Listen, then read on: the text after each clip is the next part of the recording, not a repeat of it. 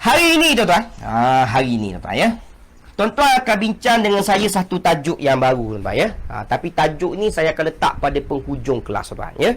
Sebab yang paling utama yang saya nak ulang dahulu ialah berkenaan dengan tajuk yang kita bincang pada minggu lepas ya. Baik. Jadi minggu lepas tuan-tuan kita dah buat penambahan kan. Itu perkara yang pertama dulu ya. Saya akan ulang dulu. Minggu lepas saya dah buat ya, kita dah belajar dengan tuan-tuan 3 perkara. Kalau tuan-tuan masih ingat ya. Saya akan tulis dekat depan dulu supaya tuan-tuan ingat balik ni. Ya. Perkara yang paling penting dekat sini tuan, nombor 1 ni. Cuba perhati tuan-tuan. Kita dah bincang dengan tuan-tuan ya, jumlah dalam bahasa Arab ada 2. Ya, jumlah dalam bahasa Arab ada 2. Yang pertama jumlah ismiyah apabila dimulai dengan isim. Kemudian jumlah fi'liyah apabila dimulai dengan fi'il. Betul tuan-tuan? Baik. Dan tuan-tuan dah belajar dengan saya jumlah ismiyah kita akan cari berapa perkara? 2 perkara. Yang pertama ialah subjek. Yang kedua ialah predikat. Apa maksud subjek? Subjek perkara yang nak dibincangkan ya. Predikat yang menjelaskan ada apa dengan subjek. Itu perkara yang paling penting untuk tuan-tuan faham ayat jumlah ismiyah. Boleh? Baik. Kemudian jumlah fi'liyah. Tuan-tuan dah belajar dengan saya kena cari 3 perkara. Yang pertama fi'il. Yang kedua fa'il. Yang ketiga maf'ul. Yang tu kita dah belajar dengan tuan-tuan ya. Betul tuan-tuan? Baik. Sekarang soalan saya tuan-tuan. Apa yang kita fokus pada minggu lepas ialah masalah subjek dan predikat pada minggu lepas ya. Baik, saya nak tuan-tuan jawab dekat ruangan komen. Saya nak tengok tuan-tuan ingat ke tak ingat. Ya. Kita dah bagi tahu tuan-tuan. Kita dah buat penambahan pada minggu lepas ya. Sebenarnya subjek dan juga predikat dalam bahasa Arab ini tuan-tuan, dia ada berapa pasangan sebenarnya tuan-tuan? Cuba jawab tuan-tuan. Ya, cuba jawab. Subjek dan predikat dalam bahasa Arab ini sebenarnya dalam bahasa Arab ada berapa pasangan yang tuan-tuan perlu faham? Cuba jawab tuan-tuan. Ya. Sebab tajuk ini adalah tajuk yang paling terakhir tuan-tuan. Ya. Paling terakhir tuan-tuan ya, yang berkait dengan jumlah ismiyah. Yang tuan-tuan wajib faham pada minggu lepas ya. Baik, saya nak tanya tuan-tuan. Saya nak tuan-tuan jawab dekat ruangan komen. Subjek dan predikat dalam bahasa Arab ini ada berapa pasangan? Jawapannya ada 3 pasangan terbaik ya. Ingat tuan-tuan. Ingat subjek dan predikat ni ada 3 pasangan tuan ya. Baik. Macam mana kita nak tahu tuan-tuan? Yang pertama apabila dimulai dengan inna. Ingat tuan-tuan. Ada waktu subjek dan predikat itu akan dimulai dengan inna. Maka waktu itu tuan-tuan wajib faham subjek dan predikat ketika itu namanya isim inna dan juga khabar inna. Ingat yang tu tuan-tuan ya. Itu kalau dimulai dengan apa? Dimulai dengan inna. Baik. Kemudian kita ada keadaan yang kedua apabila dimulai dengan apa? Dimulai dengan kana. Maka apabila dimulai dengan kana, subjek dan predikat ketika itu namanya isim kana dan khabar kana. Boleh tuan-tuan? Baik.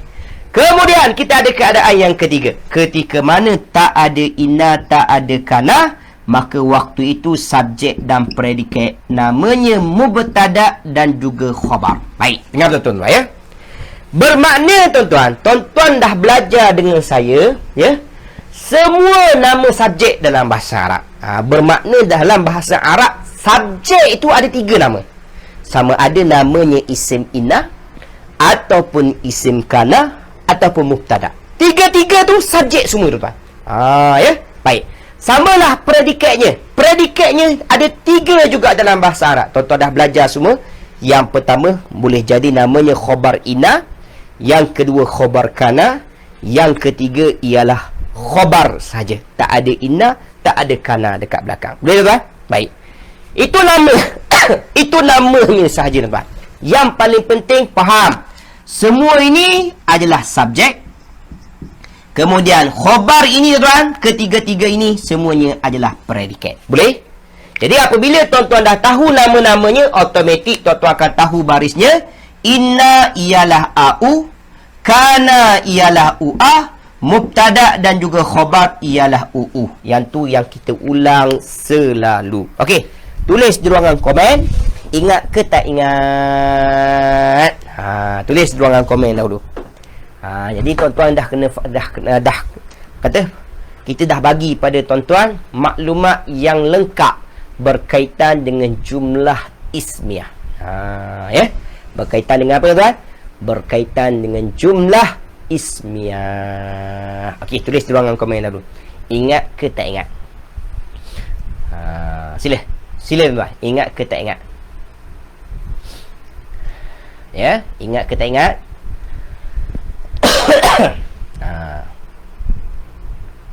Ingat insya-Allah ya. Okey. Jadi nanti saya nak bagi latihan tuan. Sesi yang pertama ni saya nak bagi latihan sedikit ya. Okey, sekarang yang kedua tuan. Yang kedua ya.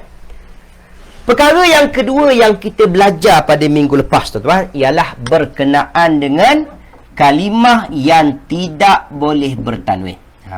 Kalimah yang tidak boleh bertanwin. Tidak boleh bertanwin ya. Saya dah jelaskan pada tuan-tuan minggu lepas tuan-tuan, kita ada 3 sebab ya. 3 sebab kenapa kalimah itu tidak boleh bertanwin. Sebab dalam Al-Quran ini kalimah yang ada alif lam, kalimah yang bertanwin dengan kalimah yang tidak bertanwin ada waktu maknanya berbeza. Ya. Walaupun nampak kalimah sama, tapi yang satu tu dia ada tanwin, yang satu lagi tak ada tanwin. Bermakna kalimah yang ada tanwin dengan kalimah yang tak ada tanwin, dia ada makna yang berbeza. Boleh tuan-tuan? Okey, sekarang tengok lagi tuan-tuan. Apa dia tuan-tuan? Kalimah yang tidak boleh bertanwin. Faham betul-betul ya? Faham betul-betul sebab saya nak bagi satu latihan hari ini ya. Tengok betul-betul tuan. Yang pertama, mana-mana kalimah yang ada alif lam di pangkal, ingat, kalimah ini haram bertanwin. Haram bertanwin. Saya sebut perkataan haram supaya tuan-tuan ingat mudah ya. Memang orang Arab tidak akan letak sekali kalau ada alif lam, dia tidak akan letak sama sekali hujungnya tanwin. Boleh? Baik. Yang kedua, apa dia tuan-tuan? Yang kedua ialah kalimah mudhaf. Apa maksud mudhaf tuan? Satu kalimah yang mana maknanya belum sempurna. Ya, contoh kereta lembu tuan. Contoh kereta lembu. Kereta apa? Kereta lembu. Maka dia sandar menyandar kan? Dia pasangan mudhafun ilaih. Maka kalimah itu tidak boleh juga bertanwin. Boleh? Okey. Yang ketiga tuan. Yang ketiga ialah jamak muzakkar salim. Dah belajar ke belum jamak muzakkar salim? Dah belajar kan? Hujungnya ada una ataupun ada ina. Mana-mana kalimah yang hujungnya ada una ataupun ina, muslimuna, muslimina, maka kalimah itu juga haram bertanwin. Ada berapa sebab tuan-tuan? Ada 3 sebab. Okey, sekarang fokus tuan-tuan. Fokus tuan-tuan. Statement saya betul-betul tuan. Apabila ada salah satu je tuan, satu je, sama ada alif lam, tak alif lam, dia mudhaf, tak mudah, dia jamak muzakkar salim, maka haram bertanwin. Boleh tuan? Baik, sekarang statement yang terakhir tuan. Statement yang terakhir tuan.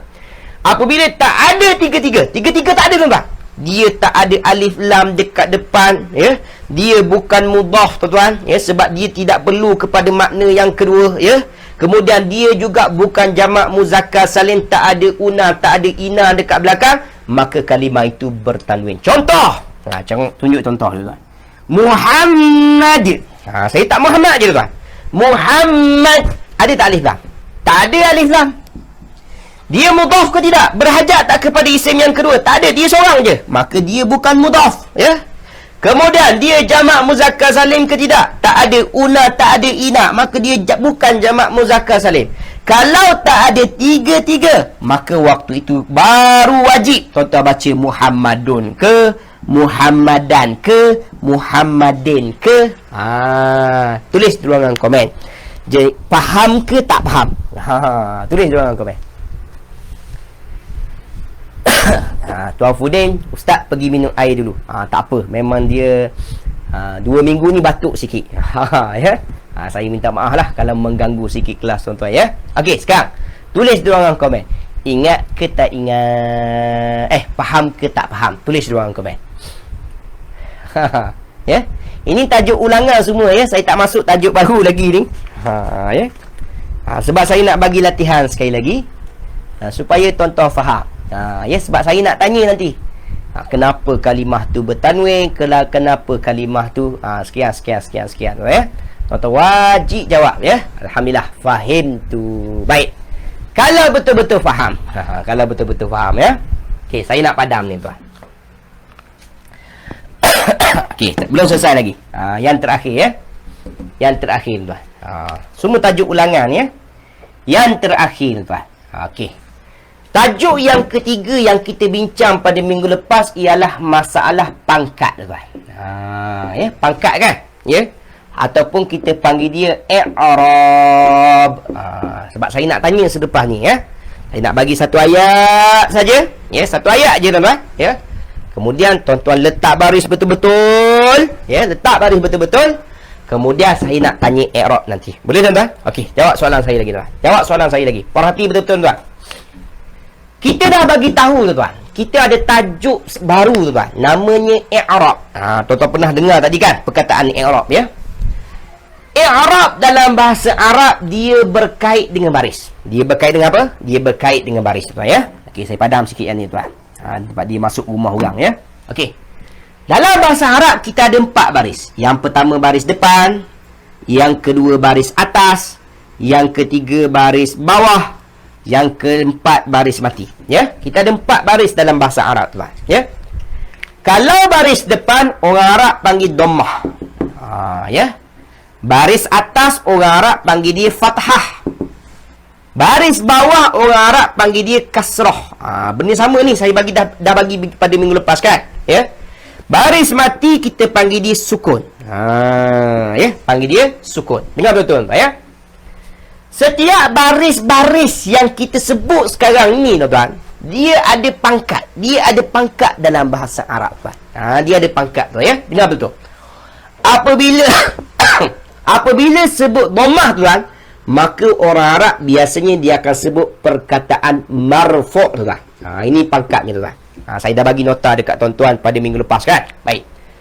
Maka tuan-tuan kena faham dalam bahasa Arab ya. Sebab bahasa Arab ni ini istilah yang paling popular tuan. Tuan-tuan masuklah seminar ke bengkel bahasa Arab ke tuan-tuan, dia akan wajib sebut perkataan marfu'. Tak percaya masuk tuan. Ya. Cuma tajuk ini, kalimah ini dia akan sebut pada mula-mula kelas tuan. Ya. Tuan-tuan masuk je kelas tuan. Inilah perkataan yang pertama yang dia orang akan sebut nanti tuan. Tak percaya, tuan-tuan masuk kelas tuan. Ya. Tapi saya tajuk ni saya letak mana tuan? Yang paling hujung dah tuan. Ya, kita nak masuk bulan yang terakhir dah, nak habis tuan. Baru saya bagi hari ni ya. Jadi ingat kena faham. Sebut marfu' tu dhammah tuan. Ya. Marfu' tu apa? Dhammah baris depan tuan. Ya. Baik. Kemudian kalau baris atas orang Arab dia panggil dia mansub. Dengar mansub tu lah. Mansub, nasab tu maksudnya baris atas. Boleh? Baik. Kemudian dengar saja istilah majrur. Majrur tu kan. Majrur tu baris bawah. Ya. Dan yang terakhir ialah majzum. Kalau hujungnya berbaris mati, maka orang Arab panggil majzum. Maka tuan-tuan kena ingat 4 istilah yang sangat-sangat popular dalam bahasa Arab. Marfu' tu apa? Baris depan tuan. Ya. Biasa dia akan kata Allahu marfu'un. Marfu' tu apa? Allah tu bagi depan. Ni nak bagi tahu yang tu je tuan. Ya. Allah mansubun. Nak bagi tahu kalimah Allah tu hujungnya baris atas. Nampak tuan? Allahi tuan. Kalimah Allah itu majrur tuan. Bermakna nak bagi tahu kalimah Allah itu hujungnya berbaris bawah. Ya. Yang terakhir tuan. Yajlis majzumun. Nak bagi tahu kalimah yajlis tu hujungnya berbaris mati. Ini sangat istilah yang sangat popular dalam bahasa Arab tuan. Ya. Diorang kalau tuan-tuan masuk ke kelas bahasa Arab confirm yang inilah istilah yang paling pertama yang diorang akan bagi dekat tuan-tuan. Tuan-tuan tengok pun awal-awal apa benda ni marfu', mansub, majrur, majzum ni tak pernah hayat dalam hidup aku dengar istilah ni. Betul tuan-tuan? Tak pernah hayat, betul ke tuan-tuan? Tuan-tuan tak pernah dengar, ya? Yang paling kata rapat dengan kita kalimah majrur je. Betul? marfu' tak pernah dengar, mansub tak pernah dengar, majzum lagilah tak pernah dengar. Boleh tuan? Okey. Jadi itu pangkat tuan. Nanti saya akan tanya tuan. Mana-mana kalimah yang berbaris depan di hujungnya, pangkatnya marfu'. Mana-mana hujungnya baris atas, namanya mansub. Mana-mana hujungnya baris bawah, namanya majrur. Mana-mana hujungnya baris mati, namanya majzum. Boleh tuan? Namanya saya dah bagi ya. Tuan-tuan tengok saja nota nanti ya. Okey. Yang paling penting, tengok dekat depan. Tak selesai lagi. Saya dah pecahkan tuan ya. Kita ada kalimah fi'il, kita ada kalimah isim kan? Dengar betul tuan ya. Isim dan juga fi'il. Kita dah bagi pada minggu lepas ya. Okey, tengok tuan. Saya akan buat je ya, lebih-lebih kurang supaya tuan-tuan faham dulu ya. Baik. Ingat, isim ada 3 baris saja dalam bahasa Arab. Isim ada berapa baris? 3 baris saja. Baris depan, baris atas, baris bawah. Isim tak terima baris mati ya. Bermakna apa yang perlu tuan-tuan faham? Tuan-tuan wajib faham isim tidak ada pangkat yang majzum. Ya. Ada isim marfu', ada isim majrur, ada isim mansub. Tapi isim majzum tak ada tuan-tuan. Tak ada istilah majzum. Isim majzum tak ada. Jangan pandai-pandai. Boleh tuan? Okey. Sekarang yang kedua, fi'il pula. Fi'il pula. Fi'il pun 3 baris tuan. Ya. Dia terima baris atas, baris depan, terima baris atas, terima baris mati. Tapi dia tak terima baris bawah. Bermakna fi'il tidak ada istilah pangkatnya majrur. Ya. Majrur ni isim je. Dapat tak tuan? Fi'il tidak akan ada majrur. Boleh? Okey, yang terakhir tuan. Yang terakhir. Sebelum saya nak bagi praktik ni, kemudian kita rehat tuan. Tengok betul-betul. Yang ni isim dan juga fi'il ada pangkat. Kita ada 3 kalimah yang saya dah bagi pada minggu lepas ya. Yang pertama haraf, yang kedua fi'il madhi, yang ketiga fi'il amar. Macam mana nak kenal madhi dengan amar kita dah belajar kan? Sebab tu saya kena bincang dulu fi'il, baru boleh bincang tajuk ni. Ya, baik. Jadi apabila jumpa salah satu daripada 3 kalimah ni, kalimah haraf ke, madhi ke, amar ke tuan-tuan, maka ketika itu tuan-tuan wajib faham 3 kalimah ini tidak akan ada pangkat. Tidak ada haraf yang marfu', tidak ada haraf yang mansub, tidak ada haraf yang majrur, tidak ada haraf yang majzum. Ya. Habis tu kalau tak ada pangkat, dia sebut apa? Kita panggil dia mabni. Ingat tuan. Haraf, fi'il madhi, fi'il amar, 3-3 ni adalah mabni, maka dia tidak ada pangkat. Okey, sekarang tulis dulu di ruangan komen. Seronok saya ulang ya. 3 tajuk yang saya bincang ini. Ya. Kalau betul-betul faham, jawab dulu setakat ini. Ya. Minggu depan, minggu sekali lagi, tak ingat yang tu kemudian. Hari ni. Sekarang ni tuan ya. Siapa yang faham semua, jawab dahulu subhanallah. Cubit dulu. Ya. Ya Tuan Fudin, sebab itulah nama Lut itu bertanwin. Ahsantum. Jadi kita dah bagi sikit-sikit. Kita bagi sikit-sikit dulu tuan ya. Okey, sekarang siapa yang faham semua, jawab dulu alhamdulillah. Subhanallah ke alhamdulillah tadi? Jawablah yang mana-mana pun.